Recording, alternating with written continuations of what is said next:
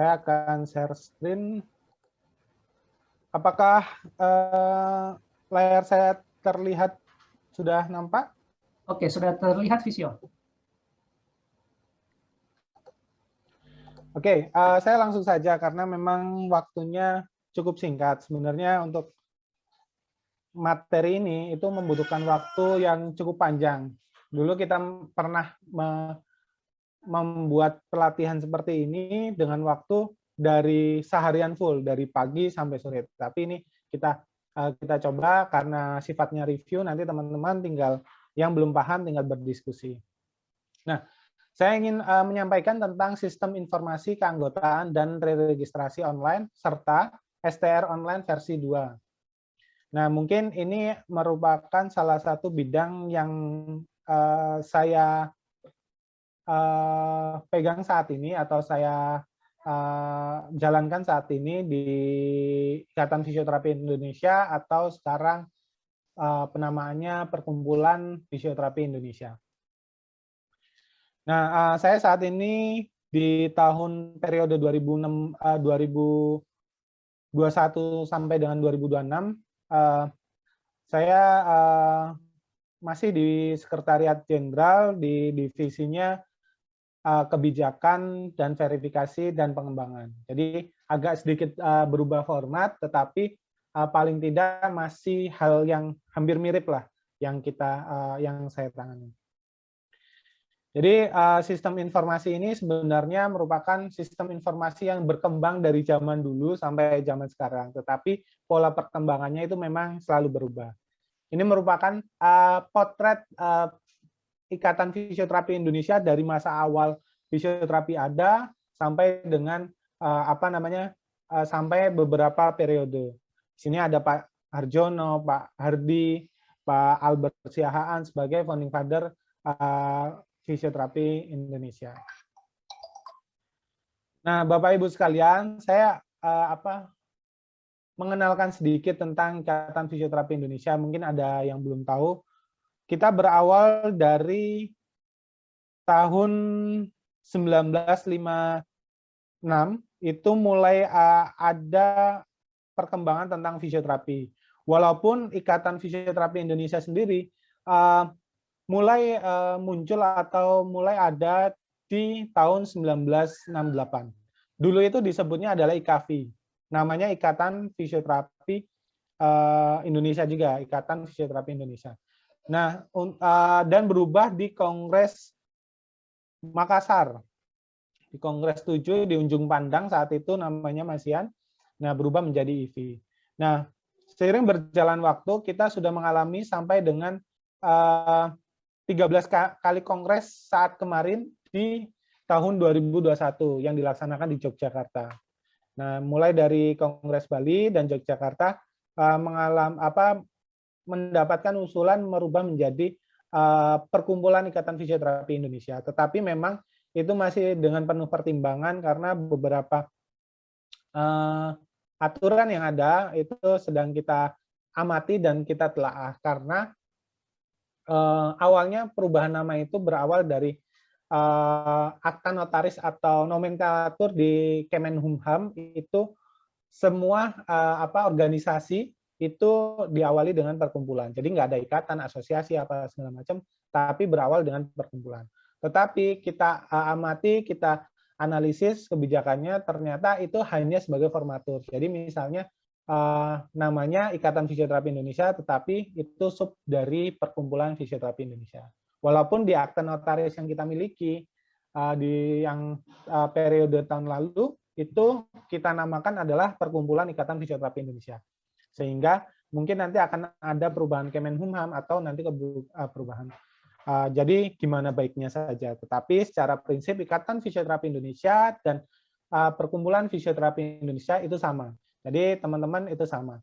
Kenapa kita masih menggunakan Ikatan Fisioterapi Indonesia saat ini? Karena stakeholder yang kita tahu, yang beberapa aturan dan kebijakan yang kita sudah tanda tangani, itu kita masih menggunakan Ikatan Fisioterapi Indonesia. Jadi beberapa hal yang sifatnya dengan pihak luar, kita masih menggunakan Ikatan Fisioterapi Indonesia. Nah, itu mungkin banyak yang bertanya, ini yang benar Pervi atau EIV, sama saja sebenarnya. Selanjutnya ini adalah periode kepengurusan di periode di 2016-2021. Mungkin perkembangan informasi dan teknologi mulai berkembang di masa ini. Jadi beberapa pendaftaran anggota, registrasi mulai ada di periode ini dan sebelumnya di masa-masa akhir. Nah, tetapi di periode ini dimulai dikembangkan dan insya Allah tahun ini lebih berkembang lagi.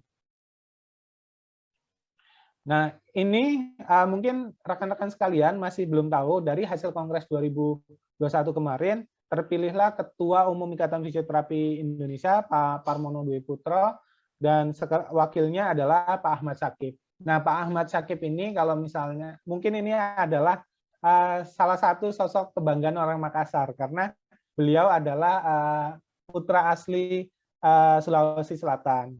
Jadi ini gabungan orang Jawa sama orang Sulawesi. Nah, terus untuk Kolegium Ikatan Fisioterapi Indonesia terpilih Bu Siska Francisca, sebelumnya beliau adalah pengurus daerah Jawa Timur, Ketua PD Jawa Timur, dan Majelis Etik yaitu Bu Listiana Untari. Beliau sebelumnya Ketua Pengurus Daerah Jawa Barat. Nah, Bapak Ibu sekalian, mungkin masih yang belum tahu dan belum kenal, ini adalah sekuat pengurus pusat Ikatan Fisioterapi Indonesia.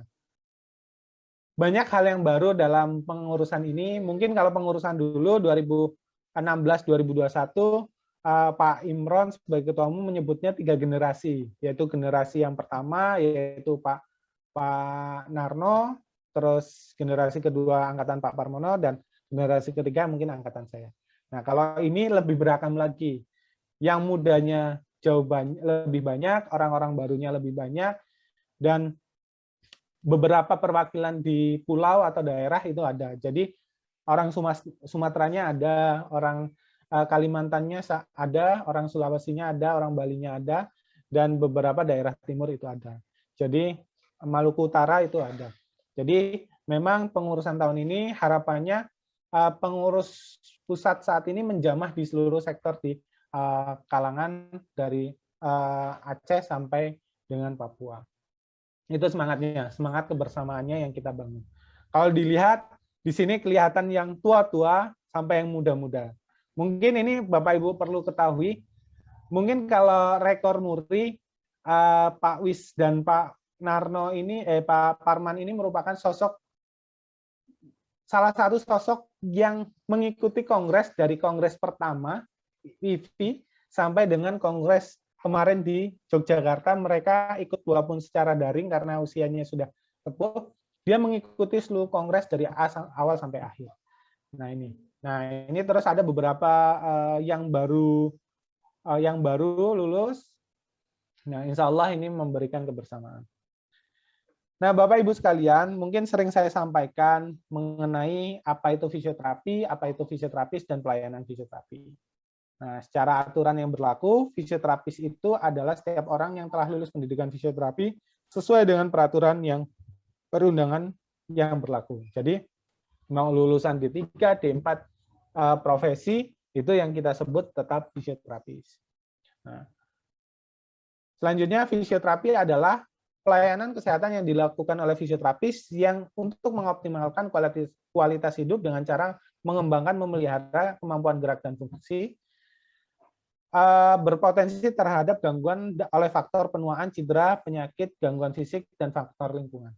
Nah, definisi ini mungkin definisi yang cukup komplit karena kita memasukkan beberapa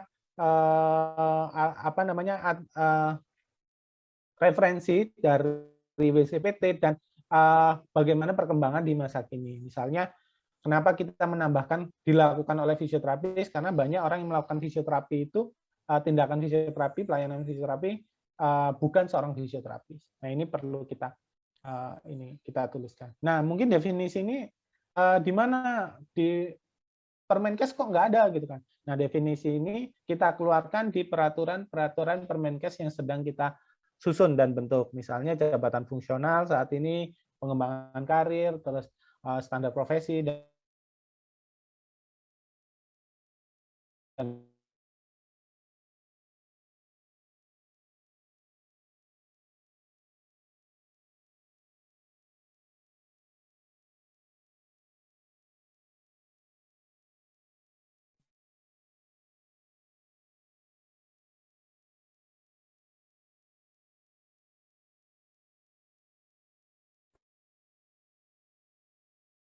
kalau itu memang dia lulusan fisioterapi, yaitu dia bisa disebut sebagai anggota Ikatan Fisioterapi Indonesia.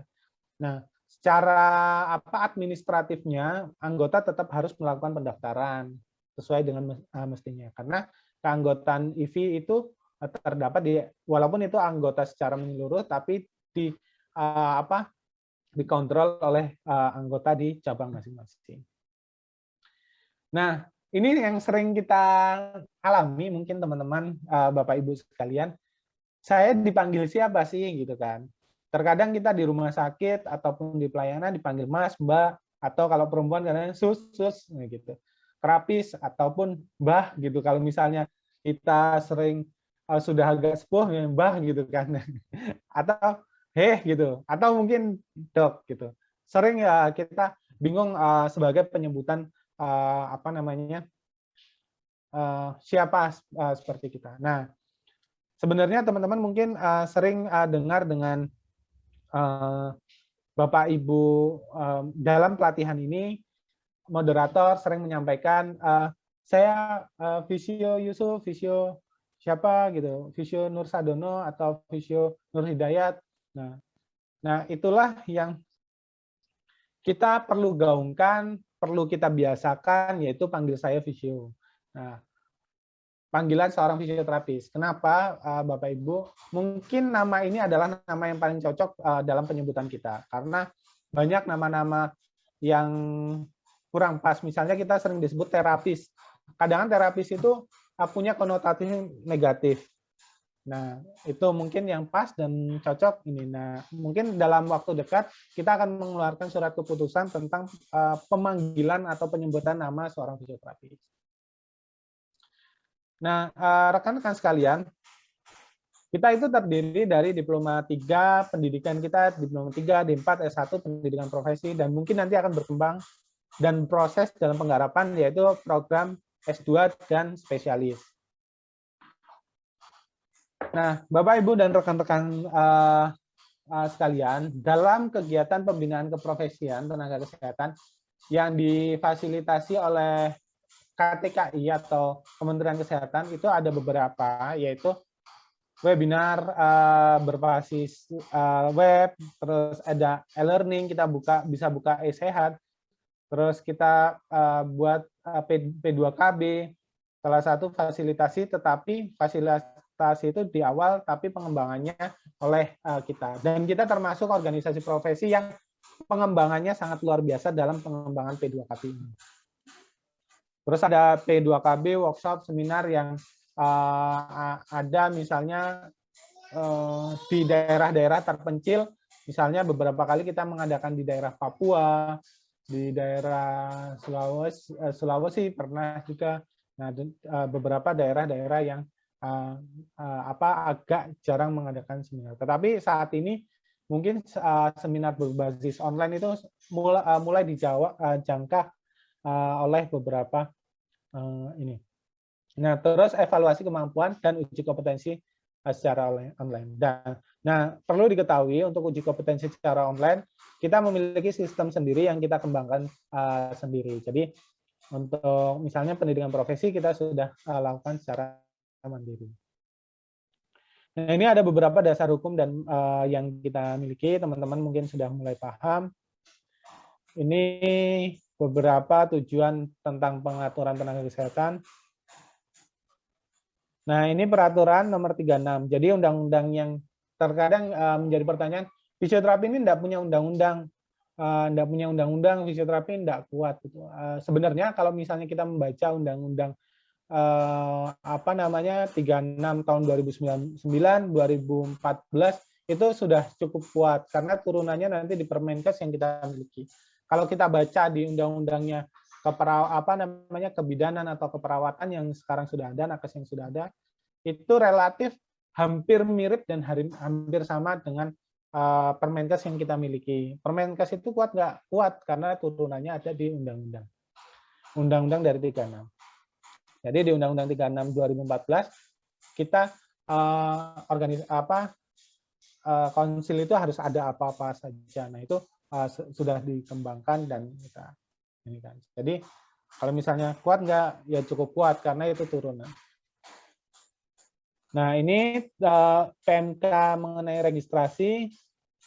Nah Bapak Ibu sekalian, jadi di dalam Undang-Undang 36 tenaga kesehatan itu nanti harus memiliki dalam pengusulan STR, nanti yang kita sampaikan di bawah, harus memiliki ijazah, sertifikat profesi atau kompetensi. Profesi ini untuk lulusan profesi, kalau kompetensi untuk D3 dan D4. Memiliki surat keterangan fisik, sehat mental, mengucapkan sumpah dan janji profesi, dan pembuatan mematuhi pelaksanaan ketentuan etik profesi. Mungkin untuk sumpah, mungkin dulu-dulu angkatan yang lama dilakukan sumpah di institusi masing-masing, tapi mulai tahun 2018 atau 16 kita sudah mulai merana, itu sumpah dilakukan oleh organisasi profesi, misal dengan pengusulan dari institusi pendidikan. Jadi yang nyumpah dari OP, karena itu merupakan amanah dari undang-undang. Nah, Bapak Ibu, kita langsung ke arah sistem pendaftaran keanggotaan IFI. Mungkin yang belum tahu, ini web Ikatan Fisioterapi Indonesia, ini www.ifi.org.id. Silakan Bapak Ibu bisa membuka. Nah, ini halaman web kita. Ini bisa tentang mengenai COVID, publikasi, halaman tentang halaman download. Jadi kalau teman-teman mau download tentang himne, mars, logo yang dengan resolusi cukup tinggi, bisa diambil di halaman download. Nah, untuk anggota baru, silakan dapat melakukan register di sini. Diklik register, ini di scroll paling bawah, ini klik register. Nah, ini nanti Bapak Ibu mengisikan isian ini. Selanjutnya akan mendapatkan informasi melalui email. Jadi nanti setelah itu nanti harus menghubungi cabang mana. Misalnya, contoh, saya mendaftar sebagai anggota cabang Makassar. Nanti setelah itu di email, selamat Anda telah melakukan pendaftaran, silakan tunggu. Kalau misalnya tidak ada konfirmasi lebih lanjut, teman-teman coba hubungin di pengurus cabang masing-masing. Karena skupnya cabang itu skupnya kabupaten kota, pasti Bapak Ibu kenal semua. Misalnya Makassar, nanti silakan hubungi sekretariat cabang Makassar, jalan bla bla bla gitu. Nah, itu Bapak Ibu. Nah, saat misalnya Bapak Ibu telah memiliki akun, telah sudah mampu regis, Bapak Ibu silakan login di halaman login di bawah. Nah, ini silakan login di sini. Nanti kita klik login. Nah, ini yang muncul. Nah, ini mungkin nanti Bapak Ibu tidak ada tim P2KB, verifikasi, dan komisi P2KB. Ini akunnya saya. Jadi ini. Nah, apa sih fungsinya tiap-tiap option ini? Akun setting itu untuk mengubah username dan password yang kita miliki. Terus kurikulum vitae itu berisikan tentang keterangan kita. Nah, untuk sekarang Bapak Ibu, mohon baik yang baru mendaftar atau yang sudah mendaftar lama, silakan diisikan di kurikulum vitae ini secara lengkap. Baik dari NIK, tempat kerja, dan tempat tinggal. Mohon diisikan secara lengkap. Karena apa? Data ini kita sedang kita kemarin hari Jumat, kalau nggak salah, kita sudah melakukan penandatanganan MOU antara organisasi profesi dengan KTKI atau Kementerian Kesehatan. Jadi dari penandatanganan kontrak itu kita melakukan pengintegrasian data antara datanya IFI dan datanya KTKI. Jadi nanti mengenai vaksin contohnya, mungkin periode dulu teman-teman tidak menjadi nakes, tidak terdaftar menjadi nakes untuk peserta vaksin, tetapi dari ini nanti akan diupayakan untuk dapat terdaftar dari data ini. Nanti setelah itu kewenangannya dari dinas kesehatan dan dinas daerah masing-masing. Karena memang di menteri yang sekarang sangat-sangat aware dengan data. Karena sebelumnya mungkin beliau seorang perbankan, jadi sangat-sangat aware atau sangat-sangat teliti tentang data. Karena ya mungkin jujur kita paham semua data beberapa di Kementerian Kesehatan mungkin banyak yang kurang pas. Nah ini sebelumnya teman-teman Bapak Ibu sekalian, Bapak Ibu sekalian, untuk pengisian P2KB silakan diklik P2KB ini. Di situ ada petunjuk teknis dan permohonan melakukan P2KB. Nah, Bapak Ibu sekalian, P2KB ini memang dimanfaatkan untuk perpanjangan STR.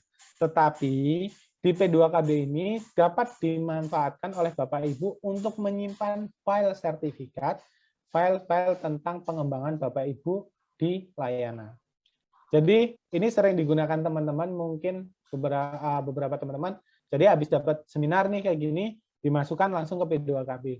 Saat misalnya mau perpanjangan udah nggak ribet, nggak susah nyari lagi. Atau misalnya ada kebutuhan di kampusnya Bapak Ibu atau dari pelayanan Bapak Ibu butuhkan sertifikat, tinggal dicari di situ. Permohonan, melakukan permohonan. Nah ini isiannya adalah dengan STR.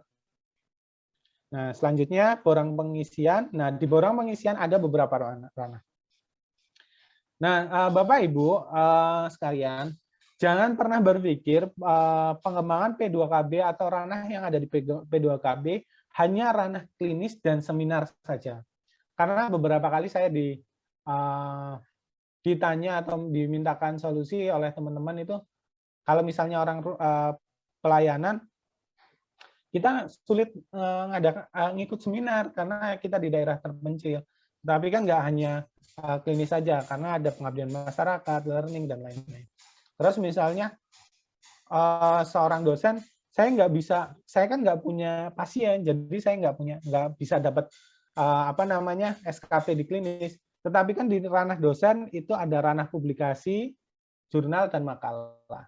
Jadi di ranah publikasi dan jurnal sendiri, itu yang peak paling tinggi di jurnal itu bisa mendapatkan 10 SKP.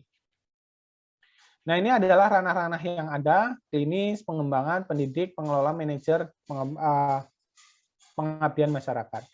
Nah, Bapak Ibu sekalian, di masa pandemi ini mungkin Bapak Ibu banyak, dulu di awal-awal di 2020, banyak yang mengeluhkan, wah sulit dapat SKP karena pasiennya habis, hilang, pasiennya nggak ada gitu kan.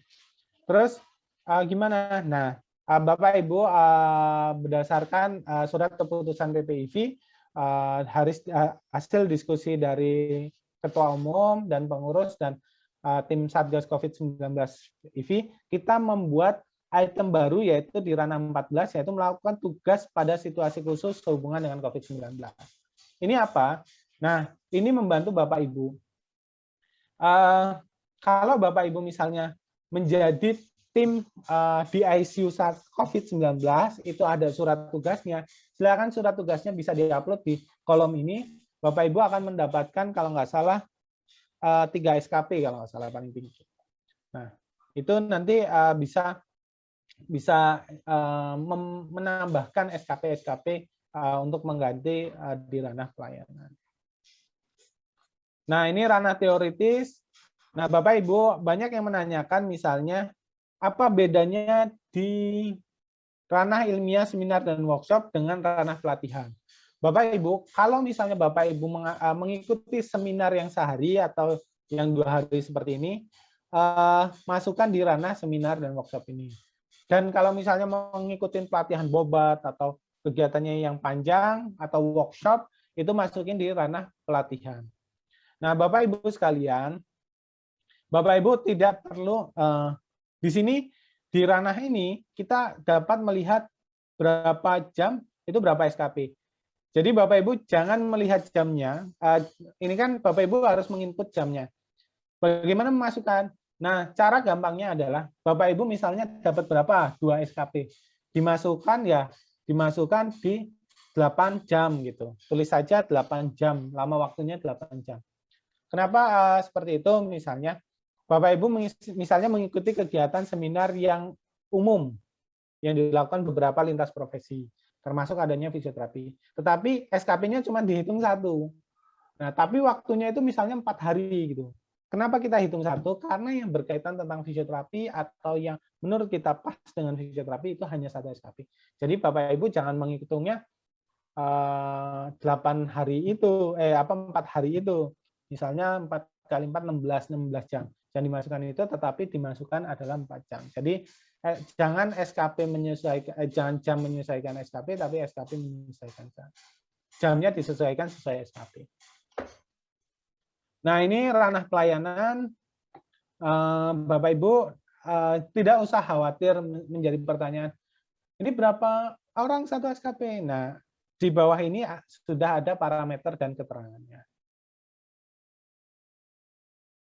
Nah, Bapak Ibu, di sistem reregistrasi ini ada beberapa hal yang perlu kita pahami. Yang pertama adalah resertifikasi. Resertifikasi itu akan mengeluarkan rekom. Nah, yang P2KB yang kita lakukan ini adalah sebutannya adalah resertifikasi. Nah, selanjutnya ada registrasi yang mengeluarkan STR baru. Atau misalnya dari STR lama, habis 5 tahun, atau upgrade jenjang, itu disebut registrasi. Nah, lisensinya adalah SIP. Nah, SIP itu adalah kewenangan pemerintah daerah. Nah, Bapak Ibu, misalnya menjadi pertanyaan kita, wah kita aturan SIP gimana? Nah, silakan Bapak Ibu hubungi pengurus cabang masing-masing, nanti bisa minta masukannya bagaimana proses pengusulan SIP. Karena setiap daerah itu biasanya beda. Misalnya daerah Jakarta itu syaratnya lebih banyak daripada daerah Tangerang. Atau daerah Makassar itu lebih mudah ketimbang daerah Jakarta. Bahkan kemarin saya sempat kita lakukan, mungkin saya melihat itu luar biasa, anggota IFI cabang Makassar membuat klinik di Surawaku kalau nggak salah. Beliau dianugerahkan pendidikan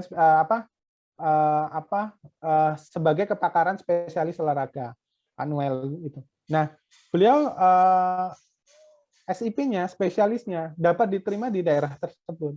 Memang secara ininya diperkenankan daerah tersebut.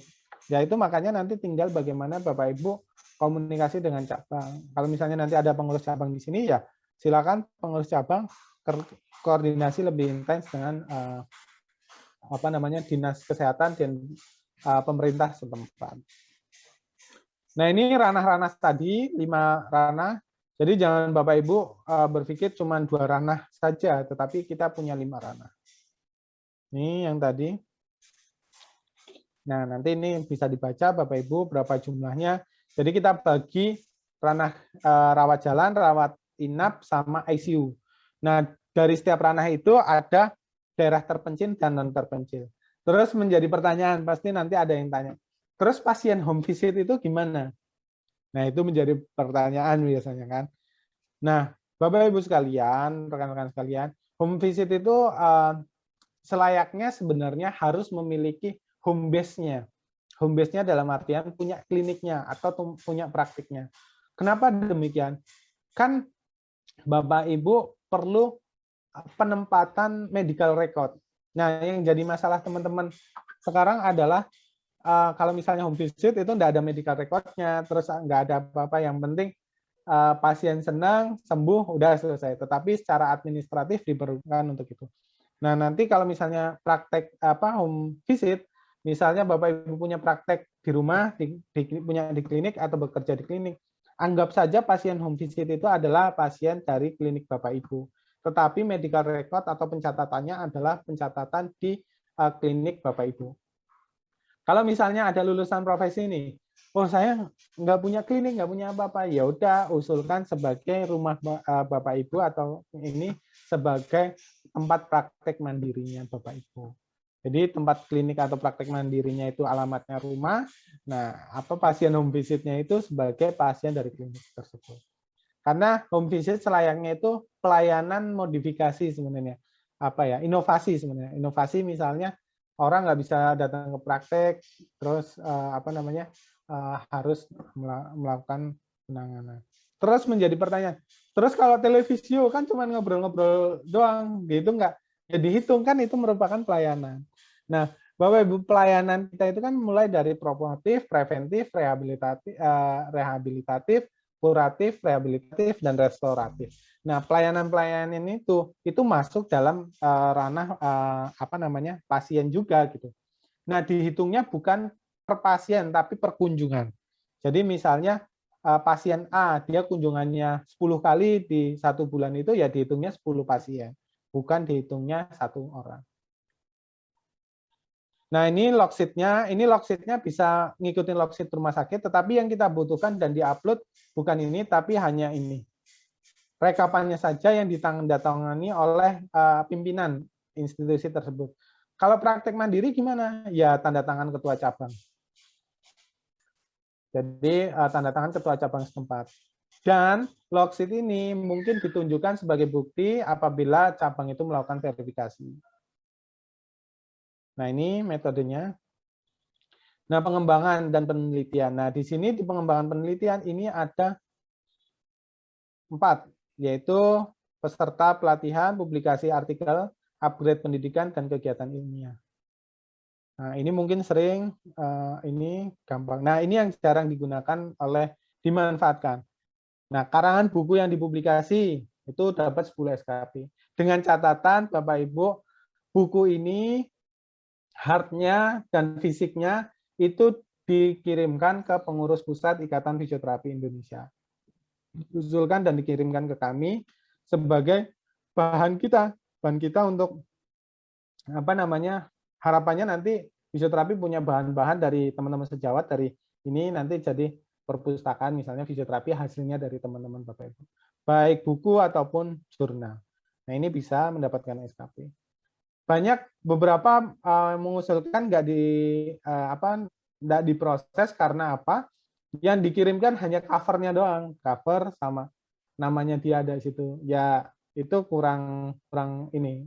Misalnya jurnal online gimana? Ya walaupun jurnal online, pastikan jurnal itu diterbitkan 1 edisi. Nah, 1 edisi itu Bapak Ibu cetak dibuat bentuk cover jurnal, soft cover jurnal. Nah, nanti jadi hard cover jadi hard jurnal atau buku jurnal. Nah, itu yang dikirimkan ke kami. Nah, ini beberapa aturan. Nah, ini hard copy-nya karya ilmiahnya.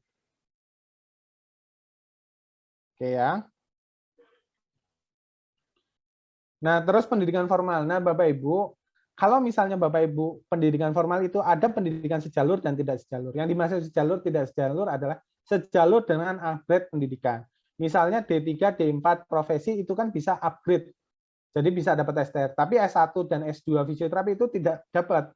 Jadi nanti yang sejalur itu Bapak Ibu ngisinya kalau D3 ke D4 atau D4 ke profesi itu dimasukkan sejalur. Nanti langsung dapat 25 SKP tanpa mengisi program-program yang lain.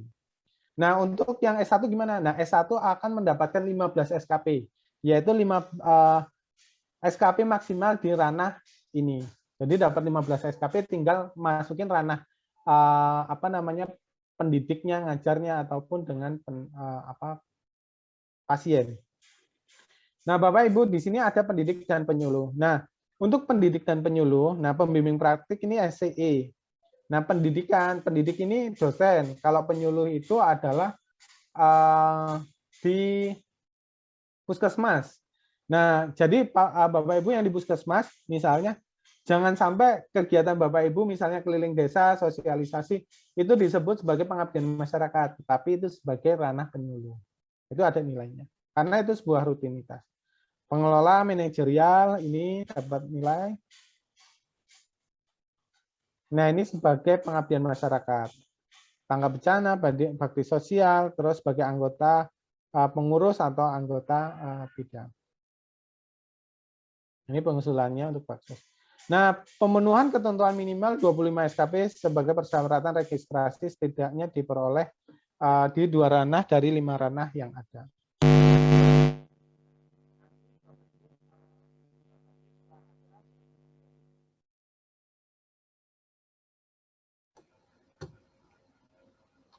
Halo Visio, suaranya tidak terdengar. Halo, tes. Sudah terdengar Visio. Oke, terima kasih. Nah, ini surat rekomendasinya yang kita miliki. Mungkin ini tanda tangannya, ada tanda tangan terbaru. Nah, selanjutnya adalah STR versi 2. Mungkin saya percepat karena waktunya ya. Nah, STR versi 2 ini adalah STR yang mungkin ya sudah cukup lama, tetapi sekarang ada pembaruan terus. Fungsinya, jadi web service STR ini sekarang sudah include atau integrasi tentang di Dukcapil, POS, Simponi, sama PDDikti.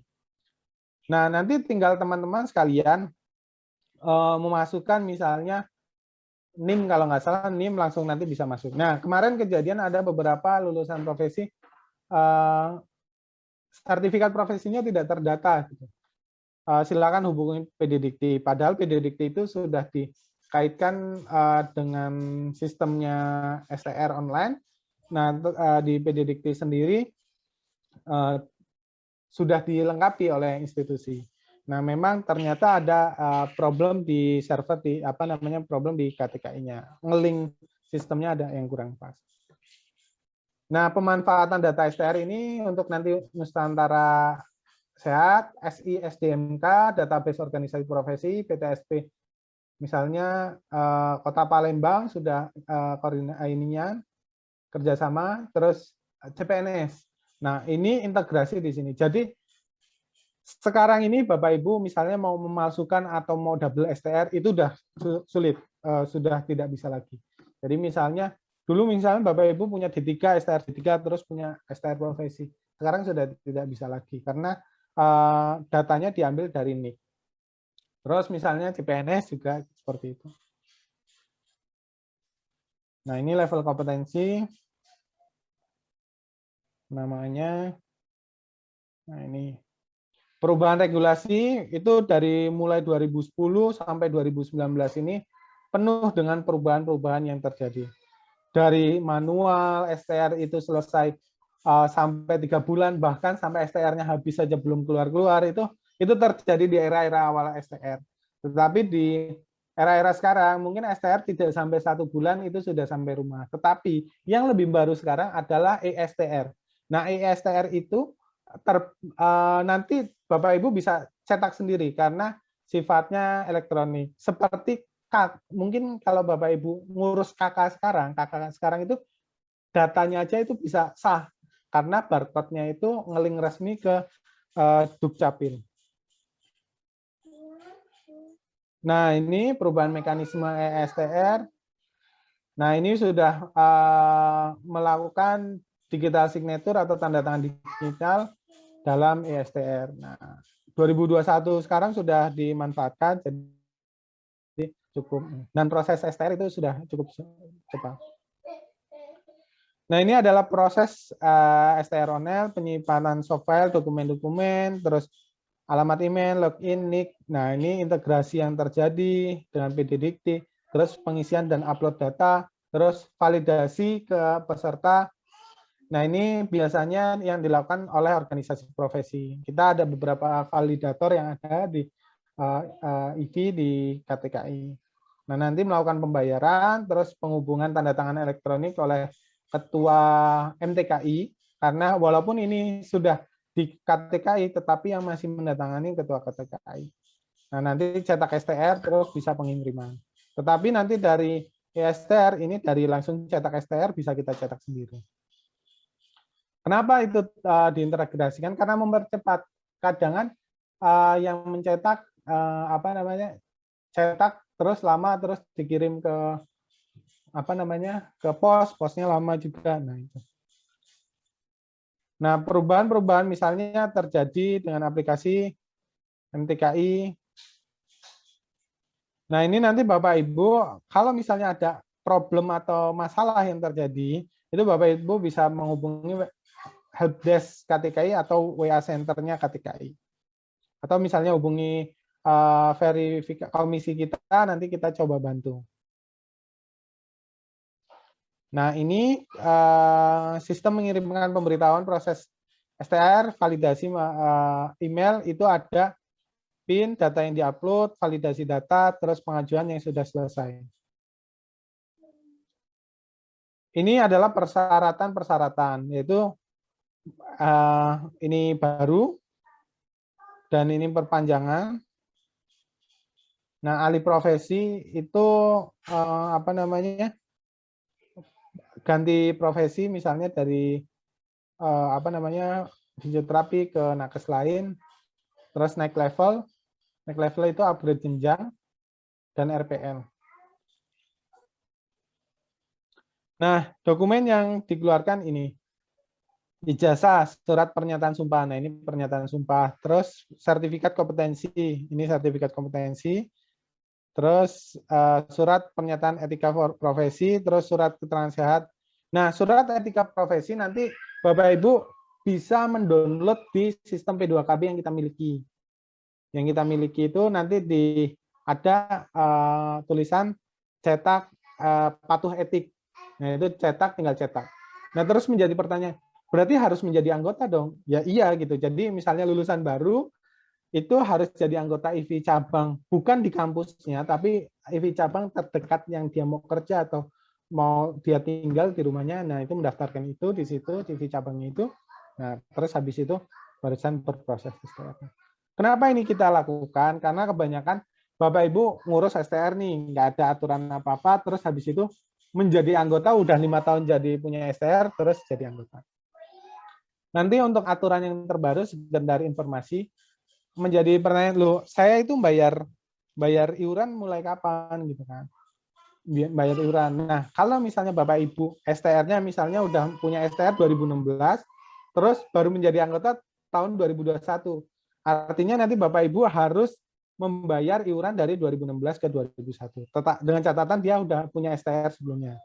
Tetapi kalau misalnya Bapak Ibu belum punya STR, memang dari S1 terus memang nanti ngurus kalau udah punya STR atau gimana, itu nanti terhitung setelah yang bersangkutan mendaftar menjadi anggota.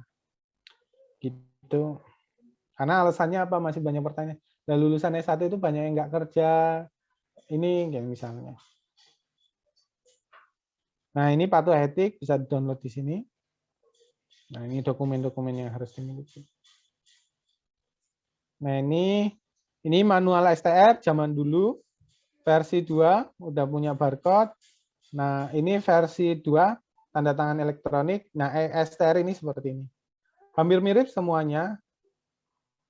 Hampir mirip.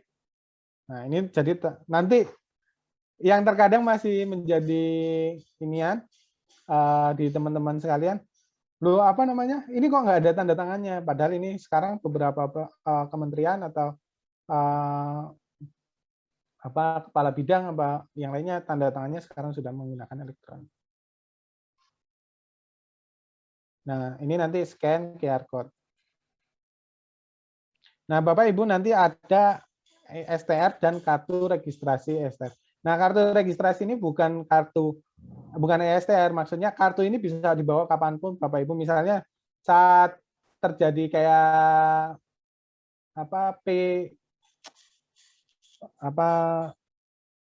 apa namanya level 4 sekarang ini harus punya STRP atau nakes. Nah, Bapak Ibu nggak usah bawa STR ini, misalnya bawa kartu tanda registrasi ini, nanti di scan barcode, nanti keluar STR. Nah, ini yang tadi saya. Nah, ini kalau Bapak Ibu hilang, ini bisa hubungi ini, syaratnya ini dan kesalahan data. Nanti hubungi ini PNBP STR. Nanti software-nya dikirim ke sini. Nah, ini tarif STR-nya. Ini STR-nya 100.000 untuk yang dikirimkan ke KTKI ya. Kenapa Bapak Ibu menjadi pertanyaan? Loh, kok saya bayarnya suruh 350 gitu kan. Kadang itu 250 untuk perpanjangannya. Nah, perpanjangannya itu dibagi-bagi Bapak Ibu. 100.000 untuk pengurus pusat, 100.000 untuk cabang, 50.000 untuk pengurus daerah. Nah, untuk pembayaran STR di Kemenkes itu 100.000. Itu totalnya 350. Nah, kalau dipikir-pikir, mahal banget ya. Kalau kita pikir, Bapak Ibu, ini 5 tahun sekali, 5 tahun sekali.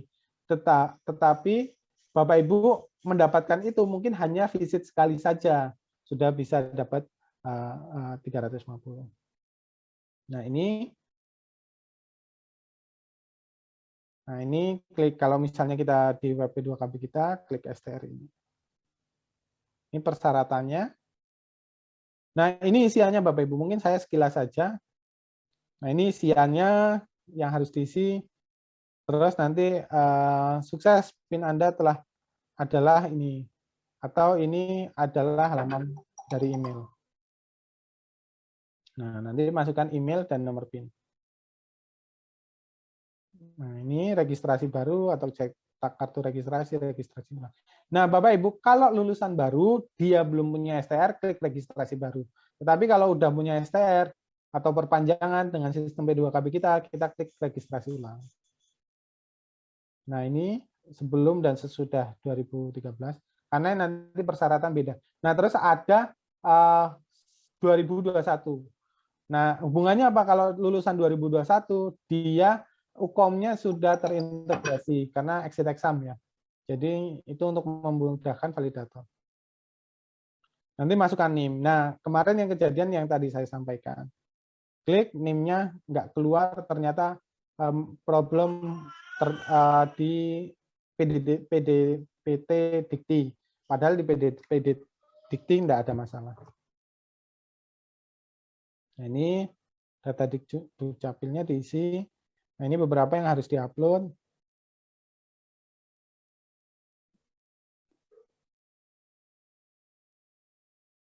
Nah, kalau misalnya Bapak Ibu saat upload ini apa namanya, nggak bisa ngupload. Nah, itu biasanya kalau nggak lebih dari 1 MB atau terlalu kecil yaitu 10 KB.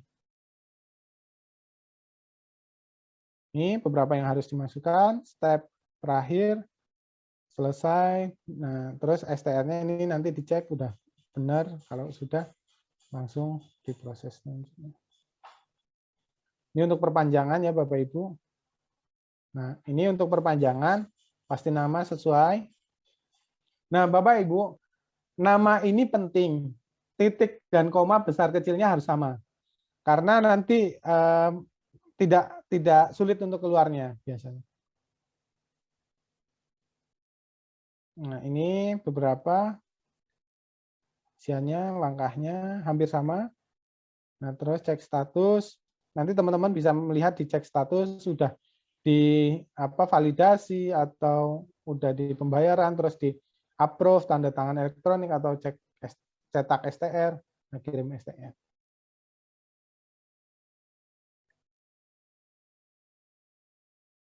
Nah, nanti di sini ada ditunda atau ditolak, nanti ada keterangannya. Keterangannya biasanya masuk dalam email. Nah, ini kode billing, pembayaran registrasi online, proof tanda tangan elektronik, terus cetak STR. Nah, ini apa namanya sudah di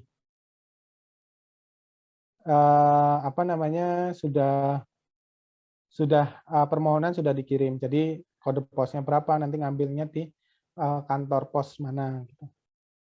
Nah, ini alurnya, alur singkatnya. Nah, nanti prosesnya bisa dilihat di YouTube-nya. Nah, Bapak Ibu sekalian, mungkin nah,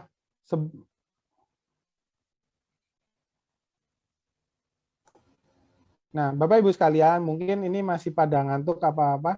Saya pengen tahu Bapak Ibu,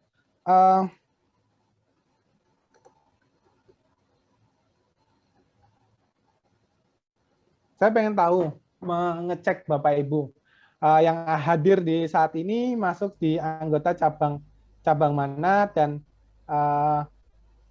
di ini mana, maksudnya atau kalau misalnya mahasiswa dari kampus mana. Silakan mengklik di link yang saya kirim di chat room. Nah, nanti Bapak Ibu menuliskan nama cabang yang Bapak Ibu ada saat ini. Silakan Bapak Ibu. Atau buka www.meti.com dan masukkan kode ini. Wah, ini ada dari Palembang.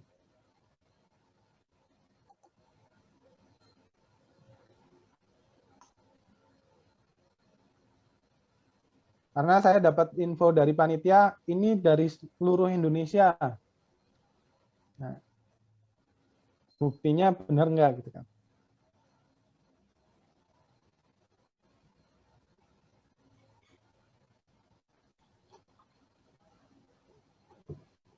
Masih paling banyak dari Palembang, Makassar, Palu. Oh, Makassar makin banyak tuan rumah ya. Apa jangan-jangan panitianya ini? Boyolali ada, NTB ada, Kota Tangerang, Sukabumi, Palu, Jakarta Pusat, Makassar, Palembang ya, Palu yang paling banyak.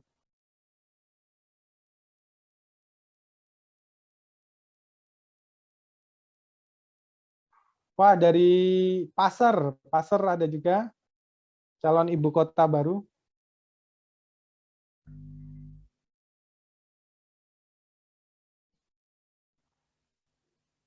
Ada lagi?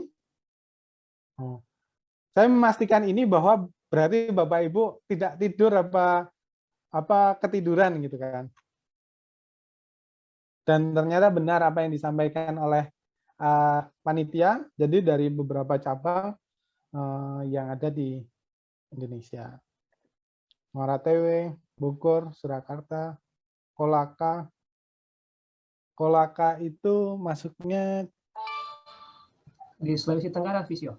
Sulawesi Tenggara, ya. Dia cabang Sulawesi Tenggara. Sumenep, Palembang, Makassar, Indramayu.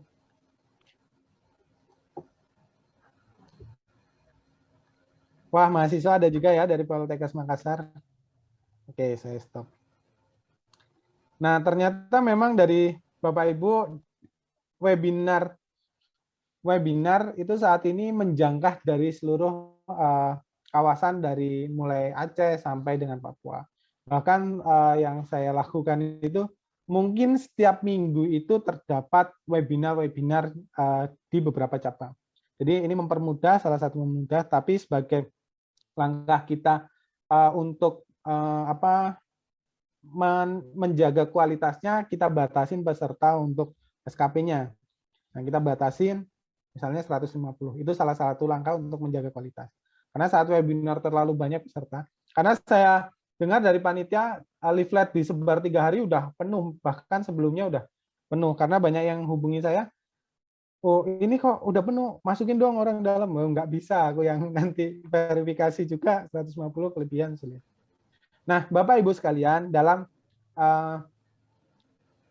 segala bentuk proses untuk mencapai sebuah sukses itu butuh kerjasama, baik di layanan, di organisasi, maupun di ranah lainnya. Seperti halnya tentang teamwork antara pengurus dan anggota. Jadi, pengurus itu selalu memberikan fasilitasi atau memfasilitasi anggota semudah mungkin. Saya selalu menyampaikan ke pengurus cabang saat menanyakan, ini anggota banyak yang belum, ini EK-nya kapan? Saya sampaikan, sebisa mungkin bantu untuk bagaimana bisa mendapatkan SKP. Mau ngadain kegiatan ilmiah online atau mau mau in-house training ataupun mau workshop atau pertemuan ilmiah atau kegiatan bakti sosial lainnya. Kita fasilitasi. Bahkan misalnya daerah terpencil, cabang-cabang kecil, wah kita nggak punya dana untuk bayar ini. Coba sampaikan ke pengurus pusat misalnya, bisa nggak dibantu pematerinya atau apa? Karena nanti dari pengurus itu sebenarnya punya program untuk memfasilitasi beberapa cabang-cabang kecil ya, terutama. Kalau Makassar nggak boleh dibantu lagi gitu. Karena cukup luar biasa Pak Hatta dan Bapak Ibu pengurus lainnya untuk organisasi cabang tersebut. Nah, Bapak Ibu, seperti yang kita tahu, impian itu memang lurus. Seperti halnya kita pengurus pusat, kita bercerita ini lurus banget, enak banget. Tetapi program untuk mencapai Bapak Ibu, kita bisa anggota registrasi sampai 16 ribuan ini, dapat mampu registrasi dan pengisian data, dan P2KB ini berjalan dengan cukup baik, realitanya adalah cukup terjal kita. Di awal di 2016 kita sosialisasi beberapa cabang, daerah-daerah terpencil satu-satu cabang untuk mensosialisasikan ini. Selain itu juga pengurus cabang ada door to door ke komisariat untuk menjelaskan ini. Nah, itu sangat luar biasa pengorbanannya dan perjalanannya. Nah, seperti halnya yang kita tahu, mungkin kita nampak cantik dan nampak indah, tetapi memang realitinya kita mengemasnya dan bekerja dengan seoptimal mungkin itu yang kita lakukan. Seperti food photography ini, wah di gambar ini di IG ini bagus. Tapi dia harus pakai lighting, pencahayaan, pemantulan cahaya, harus berdiri di kursi, dan harus dibuat ini. Itu memang yang dilakukan pengurus pengurus cabang atau verifikator, terutama yang mengurus ini. Mungkin Bapak Ibu tidak mengetahui misalnya anggota. Grup verifikator itu adalah grup yang 24 jam aktif. Aktif dalam artian pasti ada WA yang selalu aktif di grup verifikator. Nah, itu menurut saya, dan grup itu adalah grup yang paling kompak dan paling hidup daripada grup pengurus lain atau yang lain. Nah, itu mungkin Bapak Ibu mengetahui. Jadi pengorbanan verifikator cabang itu sangat luar biasa. Jadi sebisa mungkin Bapak Ibu membantu paling enggak ya apa yang beliau minta untuk melengkapi, silakan melengkapi. Nah, ini beberapa media sosial, mungkin beberapa berubah seperti ini, IG, Twitter, itu kita berubah, Twitter itu kita berubah menjadi Visio_1968. Kenapa demikian? Biar kita ingat bahwa usia kita sudah cukup tua. Nah, Bapak Ibu bisa kita membuka donasi untuk COVID-19 ini rekeningnya, atau bisa donasi ke cabang-cabang masing-masing Bapak Ibu. Nah, ini yang perlu kita perhatikan dan perlu kita jaga, jangan pernah lengah, ikuti terus protokol kesehatan. Kita sebagai nakes, kita menjaga diri kita, keluarga kita, pasien, dan orang sekitar kita. Dan yang kedua, saya mohon doanya Bapak Ibu, sejawat-sejawat kita, baik pengurus atau anggota yang terpapar COVID-19, semoga segera pulih, segera dapat pulih dan dapat memberikan pelayanan fisioterapi secara maksimal seperti sedia kala. Seperti Pak Nur Sadono tadi sedang isolasi mandiri, ya alhamdulillah beliau cukup baik sih kondisinya. Kemarin setiap beliau walaupun positif itu masih semangat untuk rapat dan mengembangkan membagi ilmu kepada teman-teman sekalian. Nah, ini ada beberapa link nanti tentang aturan dan kebijakan Bapak Ibu bisa ambil. Terima kasih Bapak Ibu. Salam kami dari pengurus pusat Perkumpulan Fisioterapi Indonesia periode 2021-2026. Terima kasih. Assalamualaikum warahmatullahi wabarakatuh. Waalaikumsalam warahmatullahi wabarakatuh. Selanjutnya kita beralih kepada sesi diskusi. Sekarang telah ada beberapa pertanyaan di kolom chat. Saya akan membacakan pertanyaan-pertanyaan tersebut. Pertanyaan pertama dari Fatmawati AMDFT. Assalamualaikum. Saya mau bertanya, kalau saya masuk di P2KB, di situ tertulis warna merah bahwa STR sudah tidak berlaku. Padahal masa berlaku STR saya sampai tahun 2023. Bagaimana itu, Pak? Boleh Visio, mikrofonnya diaktifkan? Oke, jadi itu masalahnya adalah di permohonan P2KB. Jadi Mbak siapa tadi? Visio siapa? Mbak Fatmawati. Visio Fatmawati itu mungkin sudah perpanjangan, tetapi tidak mengupdate permohonan. Misalnya saya tunjukkan ya.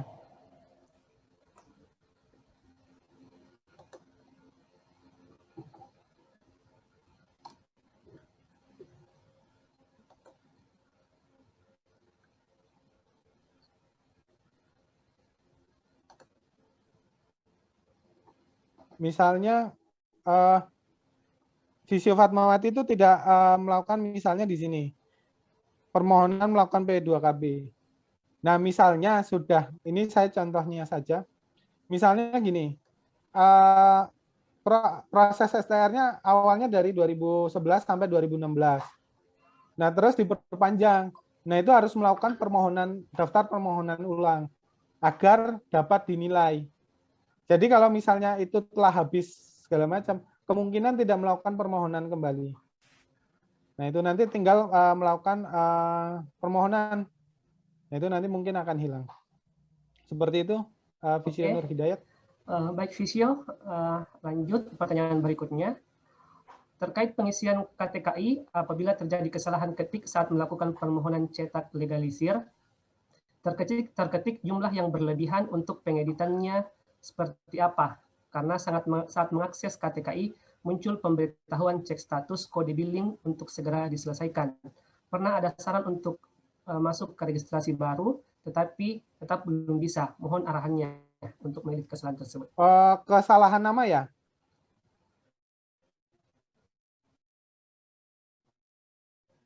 Kesalahan nama atau jumlah ini? Tidak dijelaskan, Visio.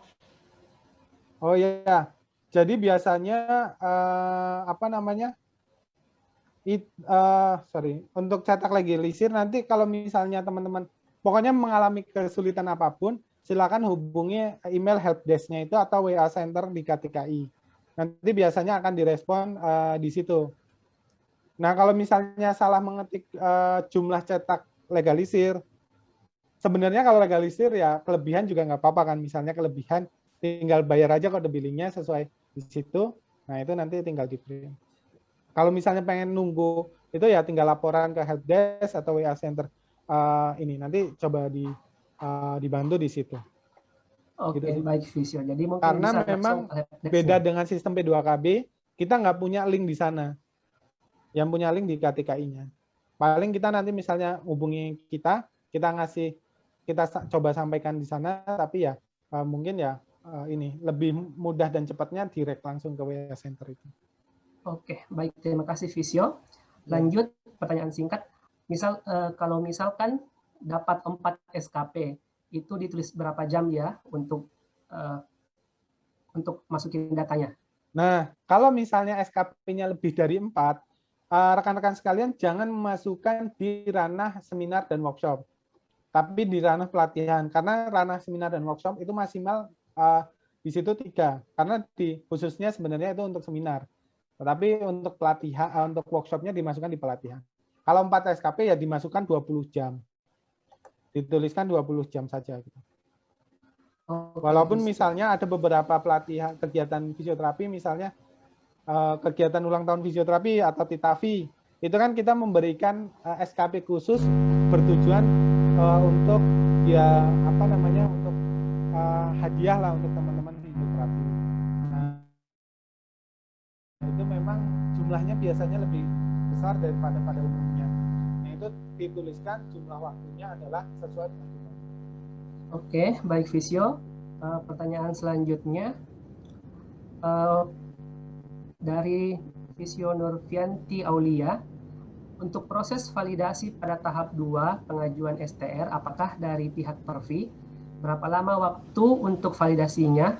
Karena teman saya 2 hari setelah pengajuan STR sudah dapat email untuk info pembayaran. Sementara saya dan beberapa teman yang lain yang juga mengajukan di hari yang sama belum mendapatkan email lanjutan dan masih stuck di tahap 1. Apa kira-kira yang menjadi kendala hal tersebut? Ya, jadi biasanya kalau validasi itu kan gini, jumlah pengusul itu permohonan banyak. Apalagi kalau misalnya barusan lulusan baru nih, habis pasca UKOM, wah itu numpuk itu ratusan yang validasi. Kan kita validasi itu melihat satu-satu benar nggak dokumennya salah nggak. Karena beberapa kali kita menemukan ini ya jangan pernah dan jangan sampai teman-teman memalsukan dokumen. Karena itu akan menyulitkan teman-teman sendiri di kemudian hari. Kita nanti jadi reject, jadi apa namanya, akan ditindaklah di kami. Nah, memang kita perlu waktu. Biasanya validasi itu ketentuannya sih paling nggak seminggu itu untuk validasi. Kan tahapan permohonan STR itu prosesnya itu standarnya kan memang 2 minggu sampai 3 minggu itu proses STR itu jadi. Tetapi kalau secara seiring ini misalnya tuh itu 2 hari udah cukup, berarti cuma seminggu tuh. Karena pas kebetulan pas ngusulin dia validator lagi validasi. Nah kalau misalnya itu ya ditunggu saja. Kalau misalnya sampai seminggu atau 2 mingguan belum divalidasi ya coba hubungi verifikator pusat, validator verifikator komisi P2KB yang di pusat ataupun di cabang. Nanti di cabang menanyakan di grup verifikator. Itu yang mudahnya seperti itu. Oke, baik Visio. Lanjut terkait dengan sumpah profesi. Pertanyaannya itu, jika saya memiliki surat sumpah profesi dengan format tanpa tanda tangan pengurus Pervi, apakah saya perlu sumpah profesi ulang? Saya lulus tahun 2014. Terima kasih. Nah, untuk sumpah profesi, lulusan di bawah 2018 atau 16 itu, 18 lah, mulai stabil di 18, itu boleh. Misalnya dulu kan zaman dulu masih Dinkes tuh, yang nyumpah itu Dinkesnya. Boleh menggunakan sumpah itu yang digunakan. Tetapi kan sebenarnya rata-rata di bawah yang tahun-tahun penggunaan sumpah itu digunakan saat pengusulan baru. Misalnya belum pernah punya STR, terus habis itu ngusulin baru. Nah, itu bisa digunakan. Tapi kan kalau lulusan 2014 rata-rata pasti punya STR. Nah, untuk perpanjangan itu tidak dibutuhkan naskah sumpah. Jadi kalau misalnya punya sumpah yang dulu, ya silakan. Kalau misalnya gini, di periode ada juga kejadian lulusan tahun 2012, dulu disumpah di kampus, tapi nggak punya sertifikat sumpah, tapi beneran disumpah. Lah nanti kampusnya mengeluarkan surat keterangan bahwa itu disumpah, itu bisa memungkinkan. Gitu. Oke, Gitu. baik Visio. Pertanyaan berikutnya, apakah pasien home visit tidak bisa dihitung dalam menambah SKP klinisi jika tidak mempunyai klinik atau tempat praktek? Dari Visio Diah Pramudita. Ya, terima kasih pertanyaannya. Seperti saya sampaikan gini, kalau kita berpikir aturan dan proses pada hakikatnya, sekarang Visio Diah ini menangani pasien home visit, keabsahannya itu dari mana? Misalnya, loh, saya punya STR. Sebenarnya orang bisa nanganin pasien itu bukan punya STR, tapi sudah memiliki SIP atau praktik. Nah, makanya kemarin diskusi kami juga seperti itu. Untuk solusinya adalah yaitu punya tempat praktik atau misalnya rumah sebagai tempat praktiknya. Kalau misalnya kerjanya home visit aja semua, misalnya dia profesi, nah itu dia sebagai praktek mandirinya di rumah. Izin praktek mandirinya di rumah. Nah, dianggap klinik itu adalah sebagai praktek mandiri. Nah, itu sebagai solusi buat Mbak Dia. Kalau misalnya kita logikanya gini, sekarang kan banyak apa ya, aplikasi atau apa yang membuat layanan home visit. Kita senang dengan itu bahwa fisioterapi mulai dijamah oleh banyak orang dan beberapa ini. Kita pun IVI pun punya sistem pencarian. Sistem pencarian ini memang kita open, jadi penggunanya langsung menghubungi ke fisioterapinya. Nanti teman-teman bisa buka pilihfisioterapi.com. Nah, itu teman-teman bisa mendaftar sebagai fisioterapi yang panggilan home visit atau mencari tempat klinik di tempat Bapak Ibu. Nah, di situ kita meminta SIP dan STR. Tujuannya untuk apa? Agar rekan-rekan itu memiliki apa ya, keabsahan lah. Nah, gitu. Kalau misalnya Mbak Diah, Visio Diah ini home visit saja, ya alangkah baiknya misalnya rumah dijadikan sebagai tempat praktek, sebagai penyimpanan buku.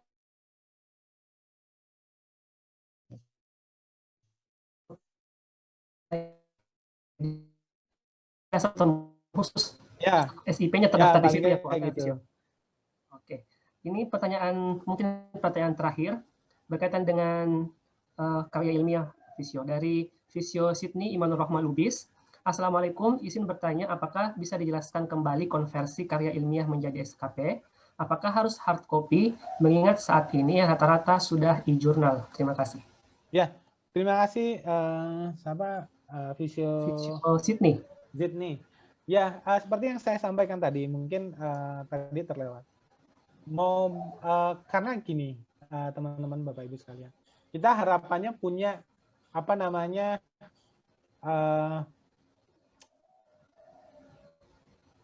benar-benar punya, walaupun gini, sekarang udah digital semua, kita udah digital semua.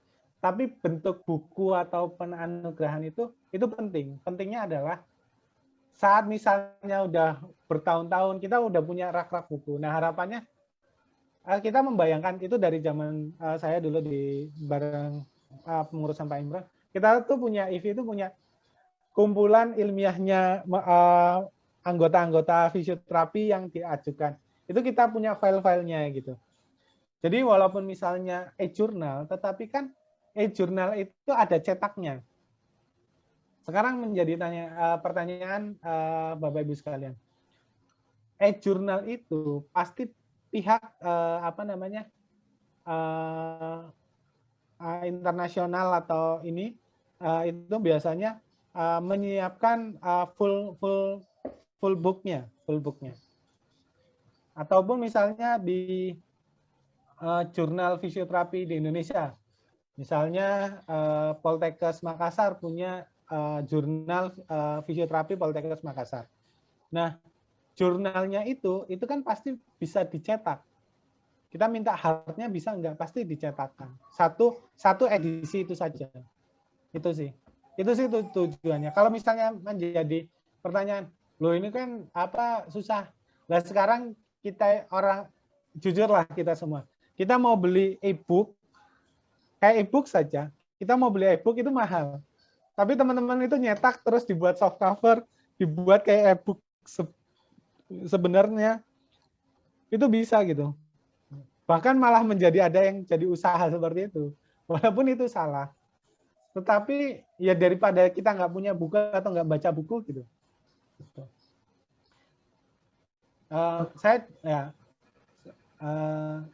ya itu saja mungkin. Oke, Visio. Terima kasih. Jadi pada prinsipnya adalah bagaimana kita mempunyai hard copy dari semua artikel-artikel ilmiah tersebut. Oke, terima kasih Visio. Kayaknya sudah tidak lagi yang ingin bertanya. Jadi diskusi sangat menarik, namun sayangnya kita dibatasi oleh waktu. Kami mengucapkan banyak terima kasih kepada Visio Yusuf atas materi yang telah disampaikan. Semoga kita dapat bertemu kembali pada kegiatan atau webinar fisioterapi lainnya. Terima kasih Visio. Ya, sama-sama.